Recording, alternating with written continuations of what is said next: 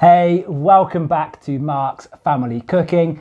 Thank you, as always, for taking the time to watch the video. A video with a bit of a difference today. I'm not going to be showing you how to cook. Instead, I'm hopefully going to give you a few top tips to save some cash in the kitchen.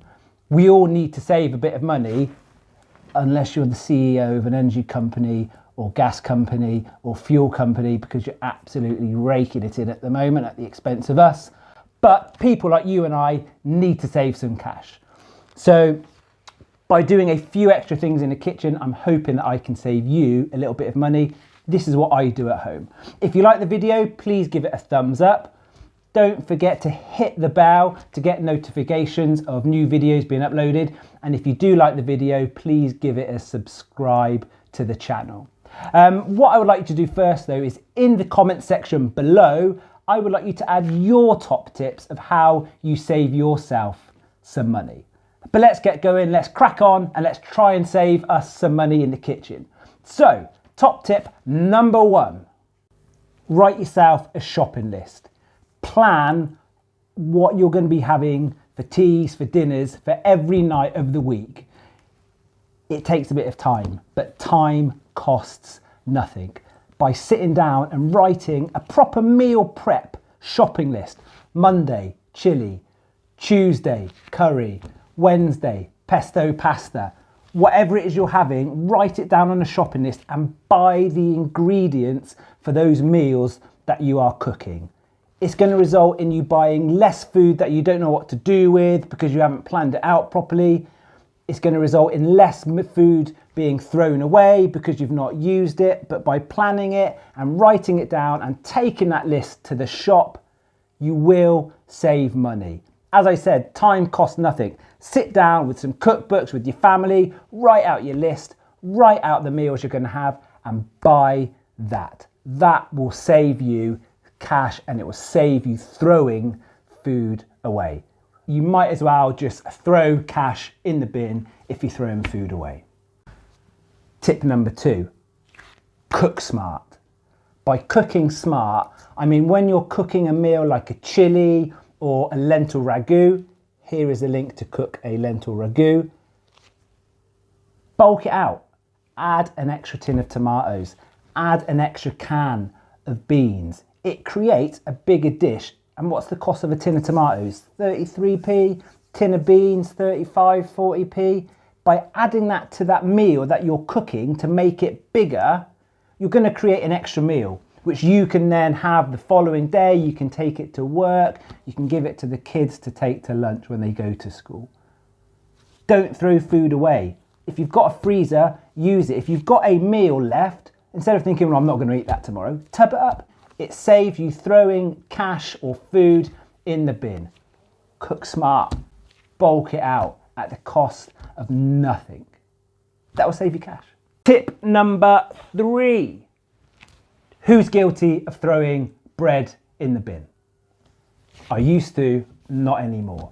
If you're buying sliced bread, keep it in the freezer. Don't put it in the bread bin, don't put it in the cupboard where you forget about it and it's going to go mouldy. Put it in the freezer.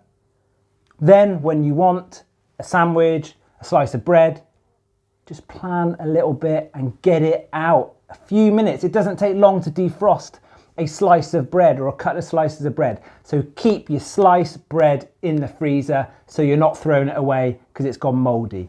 If you're buying uncut fresh loaves and you're getting towards the end of using it and you think, I can't use it anymore, it's gone a bit stale, whiz it up in a food processor to breadcrumbs and you can freeze those in a bag or a tub. But also you can click this link here to watch a video of how to make panzanella using bread which is a couple of days old.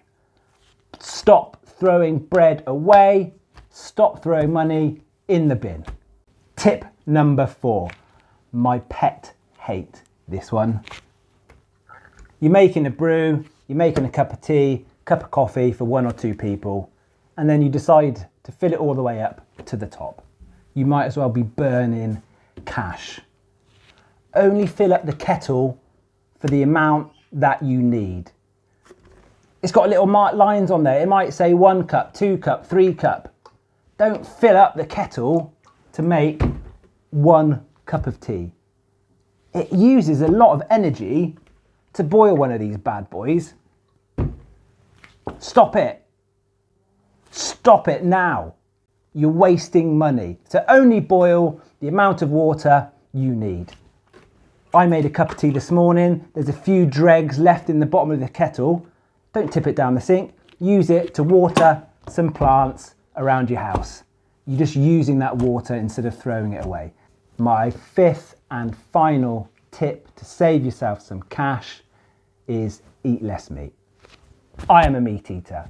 I love my steak, I love my chicken, I love my pork.